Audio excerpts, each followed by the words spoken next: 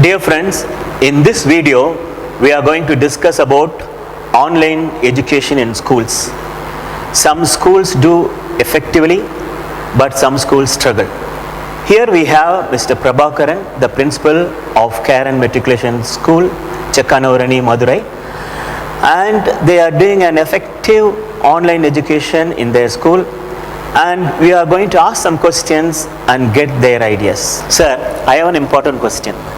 Is it possible to accomplish all the features you accomplish in direct class in the online class? Sure, we can do all things that we do in direct teaching in online classes. We can try group discussion, students teacher interaction. Teachers can use all teaching activities. They can use teaching aids. Even students can raise questions and clarify their doubts in online classes. Can you give me some idea how do you accomplish all these features? See, like group discussion in online, almost in all the platforms, there is an option called breakout rooms. So we can break the students into small rooms, 4 in a group, 5 in a group, and they can go out, have discussion, and then come back. That is an effective tool in online classes, breakout rooms. Second, regarding students and teacher interaction, like when students need to interact with the teacher, they can switch on their mic and they can ask questions. Third, if students have doubt, all cannot ask all the time. There is a procedure. What the teacher should do is, the teacher can tell students, maybe at the end of the class you can ask me questions like last 10 minutes, or after the end of every concept, maybe after 15 minutes, after 20 minutes. All students should not ask at a time their doubts, then it will cause chaos and confusion. They can type their name in the chat. There is an option called chat in all the platforms. So the teacher would look into the names and give chance for all the students. Or the students can type the question directly in the chat. The teacher, even without mentioning the name, she can read the question and answer in the flow of teaching.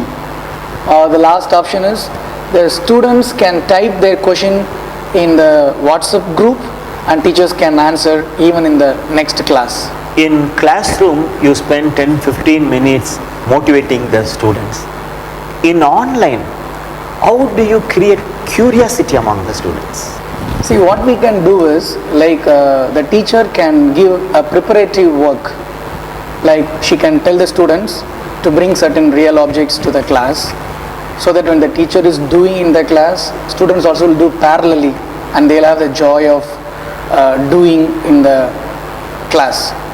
And we can even start the class with quiz, the previous class, first 5 minutes quiz. The other two things that we can do is, we can tell our students to find answer for certain questions. We can tell, let me see who finds this answer for this question.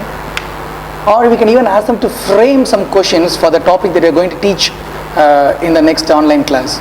So all these things would prepare the students to come to class with all curiosity. How do you keep them away from many distractions, because they are in their houses? How do you keep them from being distracted? It's true, sometimes students, they will be in the online class and they will be distracted. So what we do normally is, like, we ask questions frequently. Like suddenly we would say, students, why don't you type this word? Then all students would type that word. And we can see how many students are typing. That will tell us whether students are in the class or out of the class. And we can even ask poll questions. Students would answer with all interest to keep them attentive for every 10 minutes. And we can unmute their mic at random and ask questions and check whether they are in the class or not. How do you get response from the students, whether your communication has reached, whether they have understood everything? How do you get that kind of response in online education? The best way to check their understanding is by asking poll questions. See, even in real class, we can ask only a question to one or two students. But in online, there is an option called poll question. We can type an understanding question, give them options, and check based on their reply. And we can even find out how many percentage of the students are able to answer correctly, and that will give us an idea regarding the understanding of students. So you give them lot of homeworks and assignments even in online. How do you appraise these homeworks and assignments? What is the method you use? Online homework should be different from offline homeworks. Like, we can ask the students to take a video and post it in the WhatsApp group, or record their audio and post it in the WhatsApp group, or they can take a photo of their homework if they make a model or a project and post it in the WhatsApp group. And there is another option called Padlet. It is an app where students can post their homework, and they'll have the joy of posting in that app called Padlet app. How do you teach maths, arts and crafts when coming to sports and also conducting practical examinations or practical work? We can teach all subjects in online.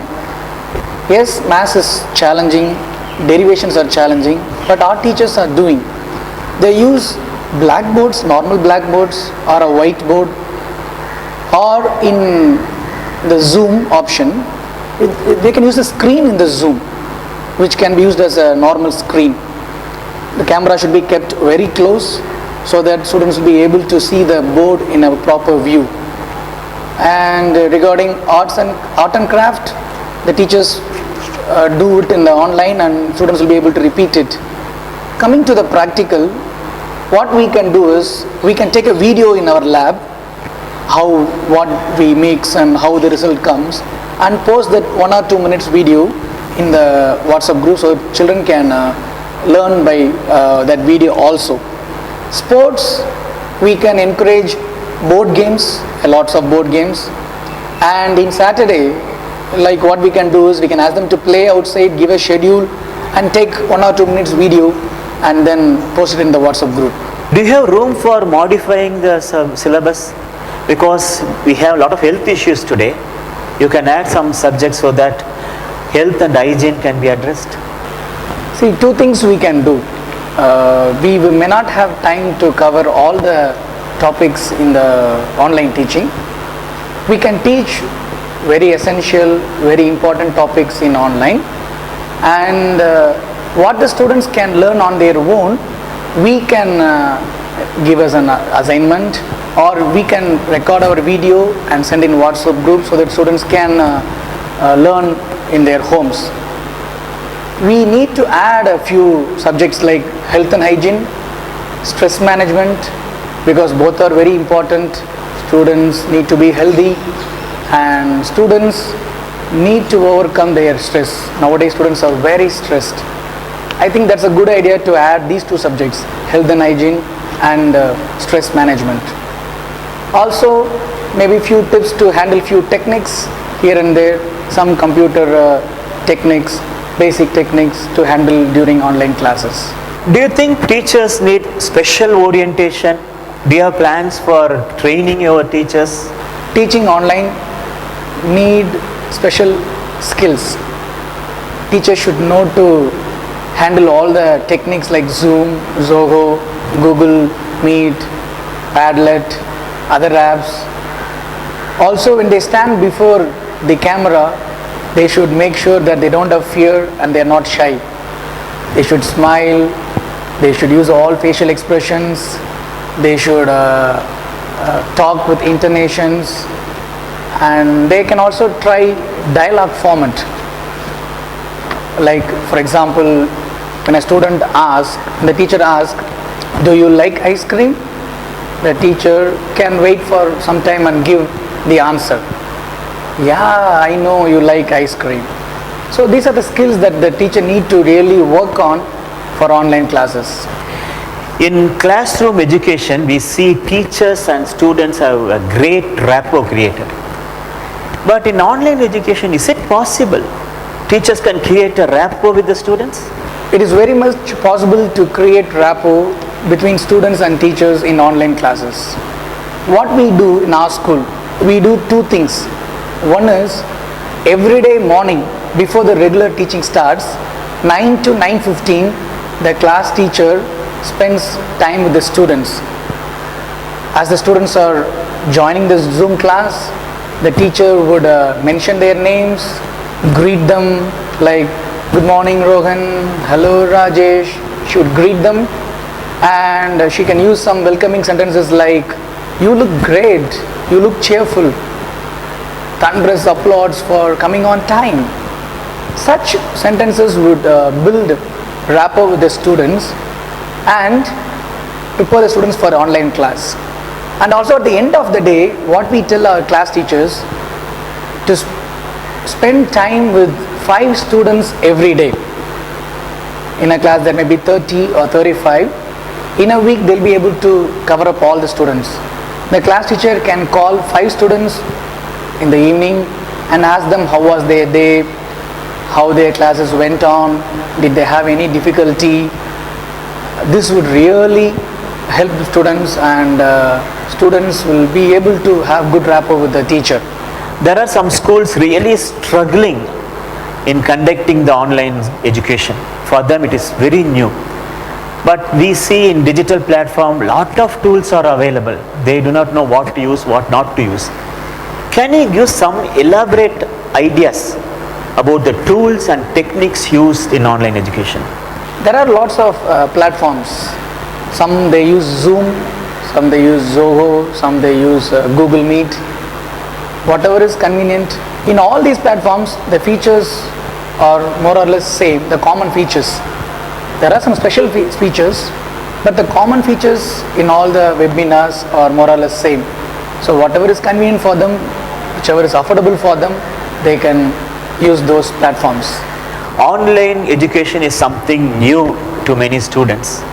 What are the difficulties students face, and how are you going to address those difficulties? We have a concept called leaders. When students have difficulty, we form small groups and we have 4 or 5 leaders. What is the role of these leaders? What will they do? They will help the students in clarifying their doubts, to have better explanation, and the leader also will be a powerful tool for teachers in checking homework. So leader concept in online is also an important concept. Leader will be a blessing for the small group to clarify their doubts, and will be a blessing for the teacher to check homeworks, and be an intermediate between the teacher and the student. For example, like mobile is a big challenge. In one family, 2 kids would be there, so there will be lack of mobile in the class, or parents would be working, so they will take their mobile to the office. So they are struggling to manage the mobile.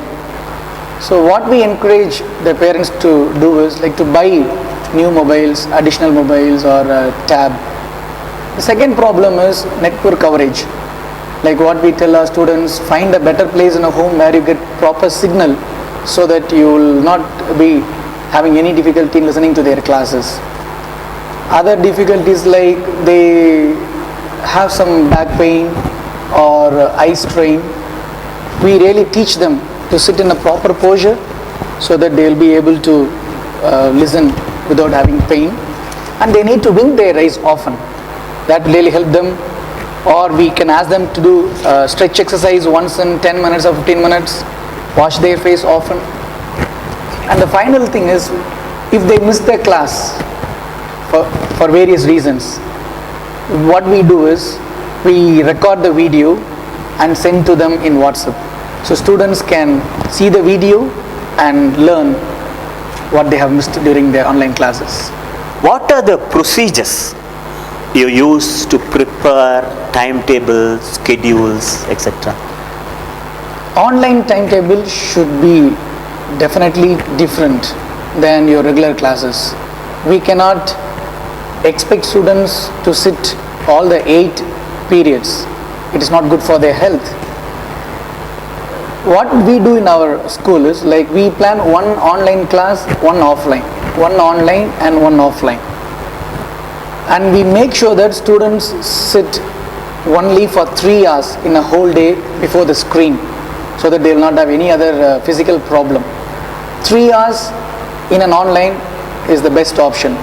Rest they can do in offline classes. For example, first 40 minutes online class, next 40 minutes offline class, next 40 minutes online, and next 40 minutes offline. First 40 minutes, when I say online class, mass online class. Offline class can be English. So like that we can plan to avoid students getting exposed for long hours. Do teachers really need orientation? Do you give them any special orientation to conduct online classes? Yes, teachers need to be trained technically. All the apps and techniques are new to the teachers. Zoom is new, Zoho, Google Meet, everything is new. So technically teachers, we do give training, online training we give, and we even send videos for every doubt they have, so that they'll be able to learn it at their own pace. And we give other techniques, we give other training like how to face camera, because it is a new challenge to stand before a camera and then teach. They should not feel shy, they should smile, and they should give full expression, they should use their hands. So what we tell teachers, stand before the mirror and practice often, and so that you'll be able to overcome that shyness and fear that you have when you face during your camera. We also give support for the teachers. What we do is, like when teachers finish their online classes, at the end of the day, we ask all the online teachers to come together as subject group and share their ideas, share their practical problems, their success and struggles, and they have review meeting. That review meeting will give them confidence, and they'll be able to rectify the mistakes in the next class, and they'll become better and better and better. Though this is not the training, but we have it in the system, so that they'll be able to do well. The other thing that we do is, when the teachers are handling classes, we ask the head of the department or the senior teacher to observe the class. So that observation will give feedback to the teachers, and they'll be able to improve day by day. And as they are observing each other's class, they'll be able to learn from each other also. And the advantage is, when in online class, teachers need not be as busy as a regular class, because in regular class they go to one section, another section, another section. Here they teach only one time, so other times they are free. So when they are free, they'll be able to observe other teacher. In our school, what we do is, we combine 2 teachers for one class. We say one teacher is the resource person teaching the subject, the other teacher as a technical person. That teacher would help in creating a link, muting, unmuting, posting the Padlet, and all those technical support would be given by the teacher, so that the teacher who is teaching need not concentrate on that part. She'll be able to feel free to deliver her subject, deliver her content. By all these means, teachers are equipped and backed. Whatever said and done, at the end of the day, you'll have to conduct tests and examinations. How do you assess their examination results, and how do you conduct the tests? Is there any special methods you use? The easy way to conduct online test is using Google form. We can frame objective questions and send the link to the students in the WhatsApp group. Students will be able to open the link and fill the questions, and when they submit the answers, the Google form gives immediate answer, and the report comes to the teacher. This can be time bound. This can be done during the class, for example 10 minutes, 15 minutes, or later in the evening. If we want to test paragraph questions, then we need to ask the students to write home test and post it in the WhatsApp group. Many parents are excited, and also some parents may not know what's really happening. How much parent support you need? Can you tell us in what are the ways parents could help in this venture? We need parent support in online class. parents need to support their kids in setting the online class, mobiles, laptop or smart TV. Even there is a device called Android box where the parents can buy so that the TV can be converted into a smart TV. So parents need to buy all these things and help the students to operate all these things, and they need to sit sometimes with them, especially for KG, first standard and second standard, and help them in attending online class and doing their homeworks. Some of the parents may not know to operate Zoom. So what we do is we send some videos to the parents and we also train the parents. We send audio messages, we send instruction how to operate Zoom or Zoho or Padlet, so that parents would be in a position to help the students.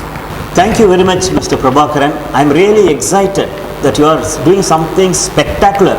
I wish what all you do, not only for Checkanurani or Madurai, it should go throughout Tamil Nadu and all the people in Tamil Nadu should be benefited. May God bless you. Thank you. Thank you. I am Vasanth Joseph, signing off.